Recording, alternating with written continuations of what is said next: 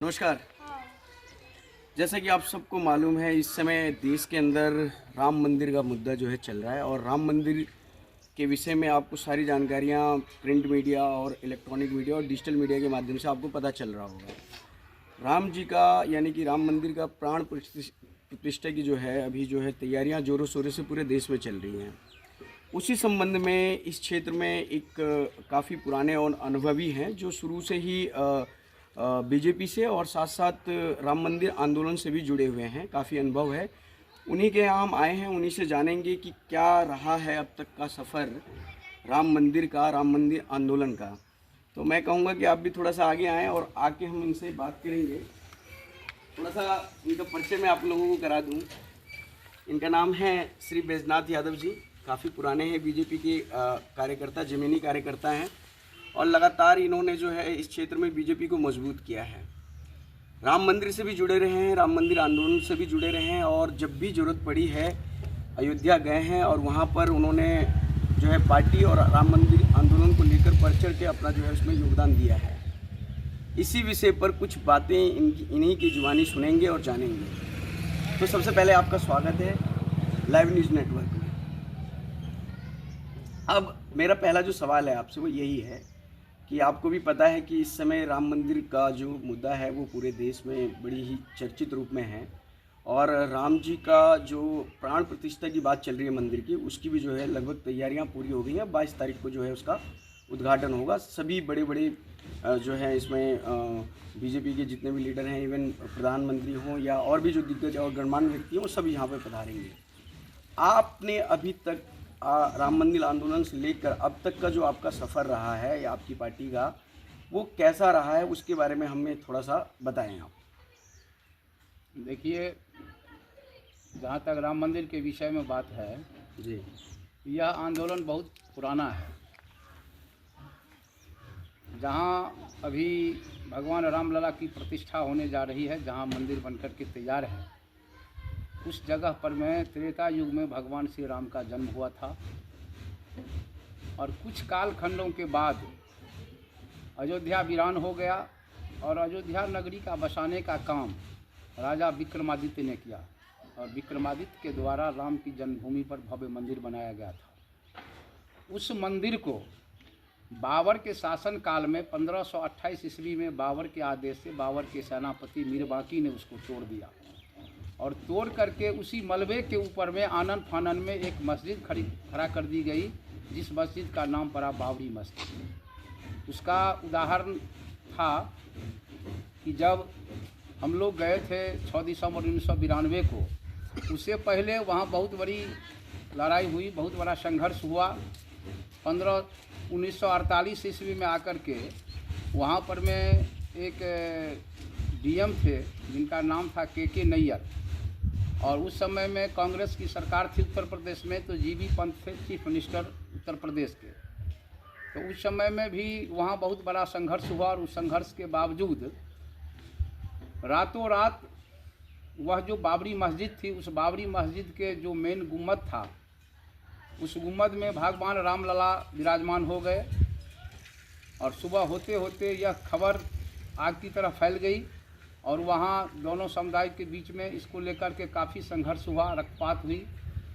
और उस समय में वहाँ के जो कलेक्टर साहब थे, डीएम थे के नैयर साहब, उन्होंने मध्यस्थता की और मध्यस्थता करने के बाद वहाँ पर में ताला लगा दिया गया और उसी दिन से यह आंदोलन तीव्र रूप से चलता रहा और कुछ लोगों ने अपना संकल्प लिया कि जब तक राम जन्मभूमि पर राम का भव्य मंदिर नहीं बनेगा, तब तक वहाँ अखंड राम नाम का संकीर्तन प्रारंभ हो गया, जो आज तक चल रहा है। नहीं, इसमें जो मुख्य भूमिका जो देखा जाए, राम मंदिर आंदोलन की जब शुरुआत हुई थी और लाल कृष्ण आडवाणी जी का जो रथ यात्रा निकली थी पूरे देश के अंदर, ठीक है, सिर्फ एक विशेष धर्म के लोगों को खुश करने के लिए, उस काल खंड से लेकर यानी कि 1990 से लेकर 1992 तक का, जब तक ये बाबरी मस्जिद ढाई गई, इसके बीच में आपकी जो भूमिका है इस क्षेत्र में और जो आपने इसमें संघर्ष किया, हम उसके बारे में भी जानना चाहते हैं आप ही की जुबानी। हाँ, तो उसमें 1989 में शिला पूजन का कार्यक्रम भी सिंधु परिषद के द्वारा पूरे देश में तय किया गया यहाँ हम शिला पूजन के प्रभारी बनाए गए थे। अलीनगर जो अपना अभी वर्तमान प्रखंड है और विधानसभा है, तो उस समय में बहरा विधानसभा थी, लेकिन अलीनगर प्रखंड नहीं बना था। फिर भी लोग अलीनगर को एक पूर्वांचल की रूप में जानते थे। तो यहाँ का प्रभारी हम थे शिला पूजन का। और गांव-गांव में, प्रत्येक गांव में 5 घर भी जिस गांव में हिंदू था उस गांव में हमने जा कर के शिला पूजन करवाया। वह शिला अयोध्या से ही आया था, जिसको हम लोगों ने प्रत्येक गांव में पूजित करके पुनः अयोध्या यहाँ से वापस किया।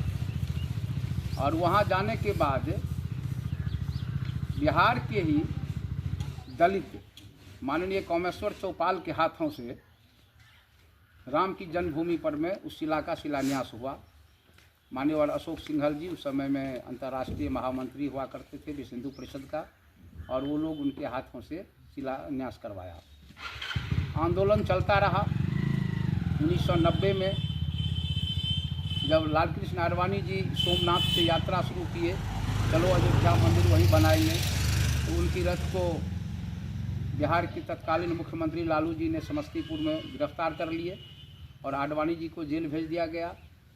उसके बाद जो वहाँ आंदोलन हुआ अयोध्या में, उस आंदोलन में वहाँ पर में मुलायम सिंह की सरकार थी, और मुलायम सिंह के आदेश से राम भक्तों पर अंधाधुंध गोलियां चलवाई गई।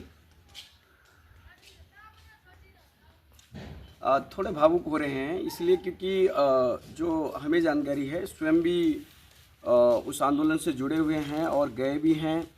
एक राम भक्त हैं और साथ में पार्टी के ज़मीनी कार्यकर्ता हैं। तो स्वाभाविक है, जो लंबा संघर्ष रहा है जीवन का, उसमें जब व्यक्ति उन पुरानी चीज़ों को याद करता है तो कहीं ना कहीं भावुकता स्वतः ही जो है आ जाती है। तो अभी कुछ भावुक जरूर हो रहे हैं। अच्छा, हम ये भी जानना चाहेंगे आपसे, ये जो 6 दिसंबर 1992 की जो घटना रही, क्या उस दिन भी आप वहाँ उपस्थित थे? हाँ, तो उसके बाद जब वहाँ कार सेवकों पर गोली चली, उसमें हमारे 2 कार सेवक शहीद हो गए। दोनों भाई थे, सगा भाई थे, एक राम कोठारी और एक शरद कोठारी। और उस आंदोलन में हम लोग गिरफ्तार हो गए और 11 दिन जेल में बंद रहे। ये 1990 की बात है। फिर पुनः 1992 में आंदोलन शुरू हुआ कार सेवा के लिए।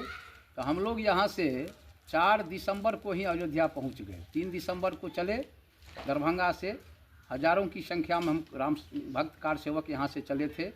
और हम लोगों का नेतृत्व उस समय में महादेव जायसवाल जी थे, विश्व हिंदू परिषद उत्तर बिहार के संगठन मंत्री, वो कर रहे थे। और एक ताराकांत जी थे आरएसएस के, ये लोग कर रहे थे। तो संघ और बजरंग दल, विश्व हिंदू परिषद मिल करके और भारतीय जनता पार्टी के कार्यकर्ता, हम सारे लोग यहाँ से गए। तो 4 तारीख को शाम में हम लोग अयोध्या पहुँच गए। 4 तारीख को एक भूर मंदिर है अयोध्या में, जहाँ हम लोगों का ठहरने की व्यवस्था थी रात में, वहाँ हम लोग ठहरे। और 5 तारीख को यानी 5 दिसंबर 1992 को हम लोग सरजू में स्नान किए। और स्नान करने के बाद फिर आने के बाद हम लोग गए राम कथा कुंज परिसर में, जहाँ विश्व हिंदू परिषद का मंच था। और उस मंच से कुछ लोग भाषण दे रहे थे। उस मंच पर में मान्यवर अशोक सिंघल जी विराजमान थे, विनायक कटियार उस समय बजरंग दल के संयोजक हुआ करते थे। थोड़ा सा उठ के भी थोड़ा सा चलते अगर आप बात करें तो काफ़ी चीज़ें क्लियर होंगी। हाँ, जारी रखें। रीतमरा जी थी उस समय में, उमा भारती जी थी जी, और ये लोग वहाँ पर में भाषण दे रहे थे। और भाषण में कहा जा रहा था कि आप लोग कल जहाँ हम लोगों का शिलान्यास हुआ है उस जगह पर में सरजू की पावन मिट्टी और जल लेकर के आएंगे। और प्रांत वाइज व्यवस्था हुई थी कि प्रत्येक प्रांत से जो कार्यकर्ता आए हैं, राम भक्त आए हैं, कार सेवक आए हैं, तो प्रांत वाइज वहाँ पर में हम लोग चढ़ाते जाएंगे, वही कार सेवा होगी। लेकिन कुछ राम भक्तों ने इस बात को सुन करके काफ़ी अपने आप में उद्वेलित हो गए और लोगों ने कहा भाषण बंद करो। हम लोगों को बार बार कहा गया है कि सौगंध राम की खाते हैं, हम मंदिर वहीं बनाएंगे, तो कितना दिन हम लोग शपथ खा करके रहेंगे, इस बार हम लोग करो या मरो करेंगे। जब देखे कि भाई राम भक्त कार सेवक उद्वेलित हो रहे हैं राम कथा कुंज परिसर में, तो अशोक सिंघल ने कहा जो होई है सोई जो राम रही रखा। कार सेवकों, संयम और धैर्य का परिचय दो, अनुशासन का पालन करो, हो सकता है कल हमारी अंतिम और निर्णायक लड़ाई न हो। फिर 6 दिसंबर 1992 को हम लोग सुबह में सरजू स्नान करके पुनः पहुँचे उसी क्षेत्र में जहाँ जिस दिन ये बाबरी मस्जिद को ढाया गया था कार सेवकों के द्वारा, उस दिन आप मौजूद थे हाँ, अयोध्या हाँ, में हाँ। और उस घटनास्थल के आसपास या हाँ। उस घटनास्थल पे ही? नहीं, घटना स्थल पर भी हम लोग मौजूद थे वहाँ पर में। वही तो बात कर रहे हैं कि 6 दिसंबर को हम लोग पुनः वहाँ पहुँच गए जी। अपनी डेरा से। और वहाँ पहुँचने के बाद 11:55 की बात है। काफ़ी कार सेवक और राम भक्त वहाँ पर में उत्तेजित हो रहे थे और उनको रोकने की व्यवस्था कर रही थी। आरएसएस के कुछ लोग वहाँ थे, बजरंग दल के लोग थे और उत्तर प्रदेश की पुलिस की व्यवस्था भी थी टाइट। लेकिन सरकार थी कल्याण सिंह की। तो कार सेवकों ने देखते ही देखते ये लोग उस गुंबद पर चढ़ गए। 500-700 की संख्या में वहाँ पर में लोग चढ़ गए और चढ़ने के बाद वहाँ तोड़ फोड़ शुरू कर दिया। वहाँ जो घेराबंदी हुआ था, जिस लोहा के पाइप से और तार कांटे से या वहाँ पर में लकड़ी का जो अथी से घेरा गया था बांस बल्ले से, उसको मिनटों में लोग तोड़ ताड़ के इधर से उधर कर दिया और बड़े बड़े पेड़ को वहाँ पर मुखारना शुरू कर दिया, उस गुंबद को ढाना शुरू कर दिया। हम लोग भी उसमें लग गए, उस काम में लग गए जैसे तैसे। ये जो गोली कांड की जो घटना हुई थी, ये उसी दिन की है? नहीं, तो गोली कांड की घटना तो 90 की है, जिस समय में मुलायम सिंह की सरकार थी। अच्छा। और बाबरी ढांचा का जो विध्वंस हुआ, बाबरी ढांचा का जो अंत हुआ, वो हुआ उस समय में उत्तर प्रदेश कल्याण सिंह की सरकार। हाँ, कल्याण सिंह की सरकार थी, भारतीय जनता पार्टी की सरकार थी। तो उस समय में राम भक्त आश्वस्त थे कि भाई कम से कम कल्याण सिंह की सरकार है, तो इसमें गोली नहीं चलना चाहिए, गोली नहीं चलेगी। और लोगों ने यह नारा भी दिया कि कल्याण सिंह की बात है, पुलिस हमारी साथ है, और लोग तोड़ फोड़ करना शुरू कर दिए।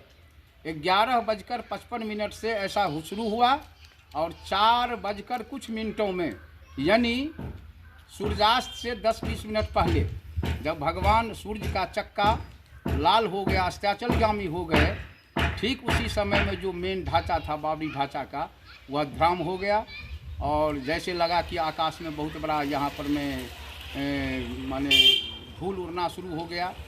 और देखते ही देखते घंटे 2 घंटे के अंदर में कार सेवकों ने उस मलबे को अपने हाथ लेकर के और पता नहीं उसको सरजू में प्रवाहित कर दिया। और भर रात वहाँ पर में कार सेवा चली, हम लोग काम करते रहे। और जहाँ भगवान रामलला का जन्मभूमि था, असली जन्मभूमि था, गर्भगृह था, वहाँ पर में आनंद फानन में फिर कुछ वहाँ पर में हम लोग जोड़ जाड़ करके और वहाँ पर में भगवान रामलला को पुनः हम लोग प्रतिष्ठापित किए, विराजमान कर दिए। और उसके चारों तरफ लाल रंग के कपड़े से उसको घेराबंदी किया गया। शंख घड़ी घंट का ध्वनि हुआ। वहाँ पर में राम नाम का जो अखंड कीर्तन चल रहा था वो चलता ही रहा। वहाँ पर में अखंड ज्योति जल रही थी। 1948 से वह भी ज्योति जल रहा था।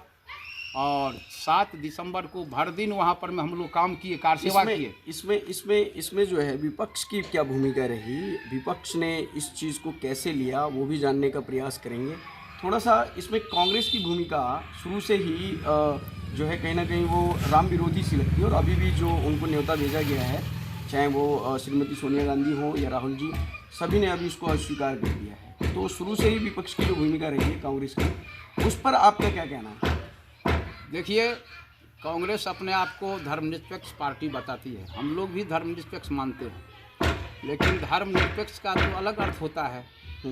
धर्मनिरपेक्ष का अर्थ ये होता है कि भाई सर्वधर्म संभव।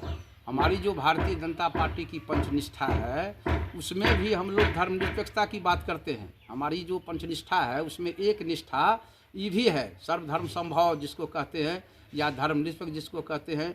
लोकतंत्र भी हमारी पंचनिष्ठा की एक निष्ठा है। गांधीवाद समाजवाद एक निष्ठा है। नैतिक मूल्यों पर आधारित एक निष्ठा है। और एकात्म मानववाद, राष्ट्रीय एकात्मता हमारी एक निष्ठा है। तो हम लोग भी ऐसा करते हैं। लेकिन कांग्रेस का जो रुख है, जो रवैया है शुरू से आज तक, देश की आज़ादी से पहले से लेकर अभी तक, वो मुस्लिम तुष्टीकरण की नीति पर आधारित पार्टी है। वो मुसलमान को खुश करना चाहते हैं, किसी विशेष वर्ग को खुश करना चाहते हैं। हम लोग मुसलमान से विरोध नहीं करते हैं। विपक्ष पे इनका जो इन्होंने जो कहा है वो यही है कि कांग्रेस मुस्लिम तुष्टीकरण की राजनीति करती आई है। आज भी उसी को खुश करने के लिए राम मंदिर का जो प्राण प्रतिष्ठा होने वाला है उसको जो है वो नकार रहे हैं। ये इनका कहना है, मोटा मोटे तौर पे आप ये समझिए। अच्छा, हम ये जानना चाहेंगे आपसे, अब जो ये जो रामलीला की जो प्राण प्रतिष्ठा हो रही है, इसको लेकर आप कितने खुश हैं? देखिए, भावनाएं मैं समझ सकता हूँ, भावुक हो रहे हैं क्योंकि लंबा संघर्ष आपका रहा है, लेकिन फिर भी आज जो हो रहा है पूरे देश के अंदर, अब रामलला अयोध्या में विराजमान होने जा रहे हैं, क्या कितना खुश हैं आप? इसके लिए तो हम लोग बहुत खुश हैं। और हम लोग जिस अरमान, जिस संकल्प और जिस लक्ष्य को लेकर के भारतीय जनता पार्टी से विश्व हिंदू परिषद तक का काम किए, वह साकार होते देख रहे हैं। हम लोगों का जो सपना था वह साकार हो गया। राम लला विराजमान हो रहे हैं, हम लोग भी जाने वाले हैं वहाँ। वैसे मोदी जी का आह्वान है कि 22 तारीख को आप लोग नहीं आइए, क्योंकि बहुत भीड़ भड़क्का हो जाएगी वहाँ पर में, खास लोगों को बुलाया जा रहा है। और जैसा हमने वहाँ के जो ट्रस्ट के मेंबर हैं और राम जन्मभूमि के पहला शिलान्यास करता है माननीय कामेश्वर चौपाल जी, उनसे हमारी बात हुई है, तो उन्होंने कहा बैद्यनाथ जी आप लोगों को शायद 2 फरवरी को उत्तर बिहार के जितने कार सेवक अयोध्या गए थे उन लोगों को ससम्मान वहाँ बुलाने का काम किया जा रहा है। आप लोगों को बुलाया जाएगा, सम्मानित भी किया जाएगा और आप लोगों को रहने ठहरने की भी उत्तम व्यवस्था रहेगी वहाँ पर में, और दर्शन रामलला की कैसे सहूलियत रूप से हो इस सब की व्यवस्था रहेगी, इसलिए आप लोगों को बाद में बुलाया जाएगा। अच्छा, अभी विपक्ष में आपने देखा होगा कि अभी चाहे इंडी गठबंधन हो या बिहार के जो अभी जो शासन में जो लोग हैं, जैसे जेडीयू है और आरजेडी का गठबंधन है, कांग्रेस भी साथ है, राम मंदिर को लेकर विपक्ष में अच्छी खासी खलबली देखने को हर तरफ से जो है मिल रही है। इस पर इनके बीच में जो ये विचार जो चल रहा है, वो अब जो बयान दे रहे हैं उनके बड़े शीर्ष नेता या पार्टी के जो प्रवक्ता सब कह रहे हैं, वो ये कह रहे हैं कि भाई राम तो सबके हैं, राम सबके हैं, तो फिर ये वहाँ पर जाने से इनकार क्यों कर रहे हैं, क्यों नहीं जा रहे हैं, क्या आखिर कारण है? फिर ये हिंदू मुस्लिम के पक्ष को भी इसमें जो है कहीं ना कहीं इनडायरेक्टली जो है डाल रहे हैं। इस पर आपका क्या कहना है? देखिए, ये लोग नाटक कर रहे हैं, इन लोगों के मन में अलग बात है और बोलते कुछ हैं। अगर राम सबके हैं, राम तो वास्तव में सबके हैं। जलचर थलचर नभचर नाना, जे जर चेतन जीव जहाना। गोस्वामी तुलसीदास जी लिखते हैं रामचरितमानस में, जो राम तो सबके हैं, वास्तव में हैं। अगर राम सबके हैं तो फिर राम से आपको अंतर क्या है? तो आप इस तरह की बात क्यों बोलते हैं? आज निमंत्रण दिया गया कांग्रेस के वरिष्ठ लोगों को, उनको जाना चाहिए अयोध्या। बिल्कुल बिल्कुल है जगह, यदि राम से उनको मतलब है, राम को मानते हैं, तो उनको जाना चाहिए। तो ऐसा नहीं है, यहाँ चाहे आरजेडी वाला हो या जदयू वाला हो या कम्युनिस्ट वाला हो, कम्युनिस्ट तो सब दिन से विरोधी है। तो इन लोगों को राम के प्रति अगर आस्था है, राम सबके हैं, तो ये राम को अपने घर में कैद करके रखे हुए, अपने मन में रखे हुए हैं। वही इनको जाना चाहिए अयोध्या। अयोध्या में राम का जन्म हुआ था, ये आज की बात तो नहीं है, ये तो त्रेता की बात है। और सारे वेद शास्त्र महापुराण संत ऋषि महात्माओं ने कहा कि भाई रामलला का जन्म अयोध्या में हुआ था। और जहाँ राम का जन्म हुआ था वहाँ पर में अगर राम का मंदिर नहीं बनता तो कहाँ बनता? बिल्कुल सही है। अब एक मेरा फाइनल सवाल ये है अभी इनसे, इस क्षेत्र में जहाँ ये जो आपका जो क्षेत्र है, इस क्षेत्र में आपने बीजेपी वर्कर के रूप में, एक ज़मीनी कार्यकर्ता के रूप में काफ़ी आपने संघर्ष किया और काफ़ी आपने पार्टी को जो है बढ़ाया भी है यहाँ पर।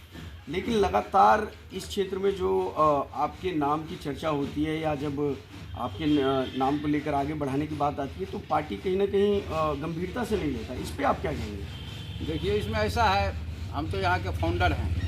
भारतीय जनता पार्टी की स्थापना काल से हम सक्रिय कार्यकर्ता हैं और उसमें भी मेरे साथ एक प्लस पॉइंट है जिसको पार्टी को लेना चाहिए संज्ञान में, कि भारतीय जनता पार्टी का दरभंगा जिला का हम सबसे पहला यादव कार्यकर्ता है।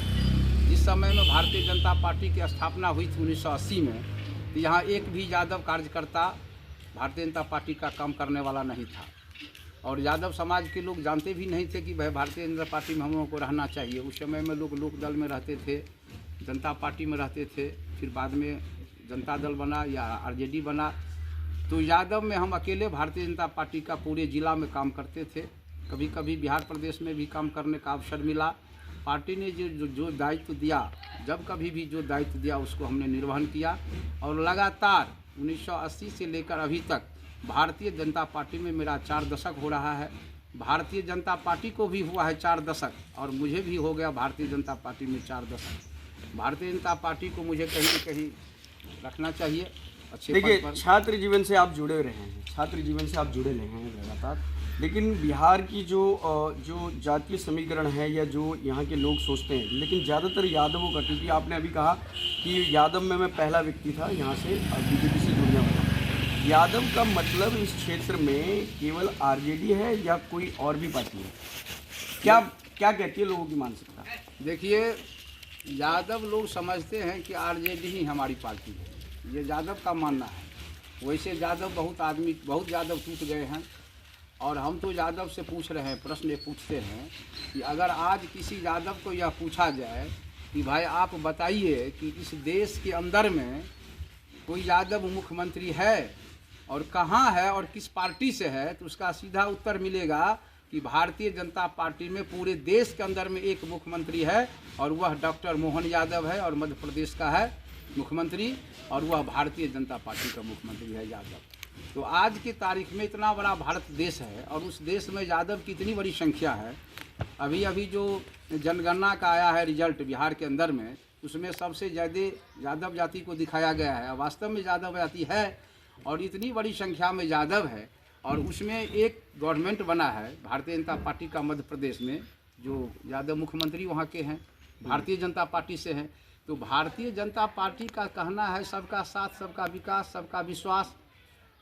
भारतीय जनता पार्टी में तो सब जाति को साथ लेकर चलने की बात होती है, इसमें तो कोई किसी एक जाति की बात है नहीं, जमात की बात है। आज नरेंद्र मोदी जी प्रधानमंत्री हैं, आज योगी जी जैसे मुख्यमंत्री हैं, और राजस्थान में भी मुख्यमंत्री बनने की बात हो रही थी। वहाँ पर में एक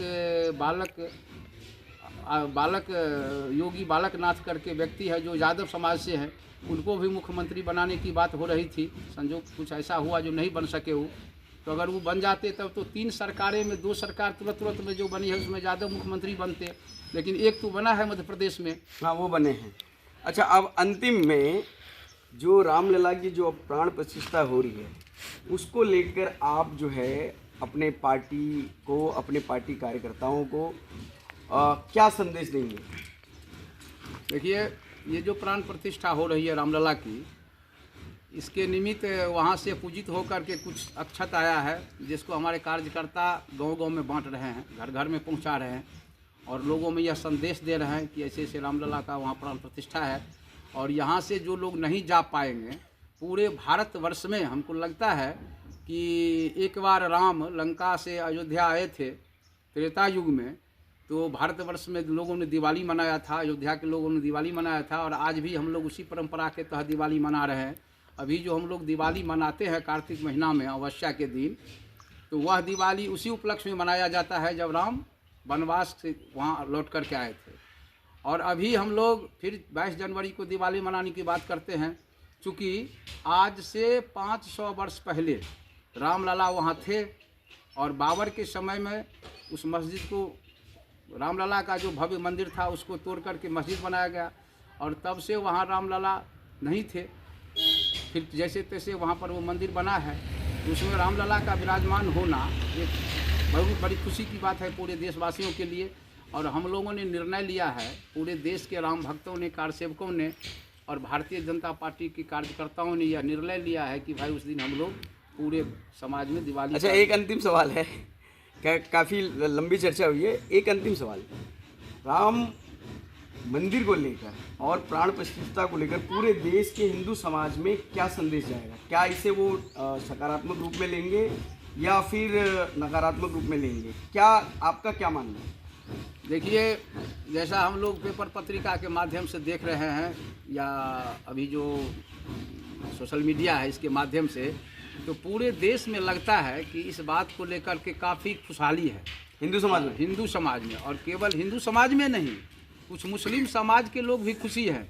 जैसे एक शबनम करके, एक शबनम शेख जो मुंबई से चल, हाँ, जो मुंबई से चल कर के अयोध्या आ रही है, और उसको इतना स्वागत हो रहा है। अभी हम देखे थे सोशल मीडिया पर, वो मध्य प्रदेश में है, और उनको जहाँ जहाँ वो चलते हैं तो उसको काफ़ी लोग फूल माला से लाद देते हैं, और वो काफ़ी अपने आप को महसूस कर रहे हैं। वो कहते हैं कि भाई हमने तो राम के वंशज हैं, राम हमारे पूर्वज थे। और इतना ही नहीं, हम कल परसों में देख रहे थे कि एक 4 बहन है इसी बिहार के, मुस्लिम चारों बहन है, और वो चारों बहन रामलला के संबंध में इतनी बढ़िया कीर्तन गाती हैं, उन्होंने भजन बहुत भजन गाते हैं। और उन्होंने कहा कि भाई सरस्वती का देन है, हम लोग सरस्वती के पुत्री हैं, सरस्वती की हम लोगों पर कृपा है, इसलिए हम लोग ऐसा संस्कार में हैं।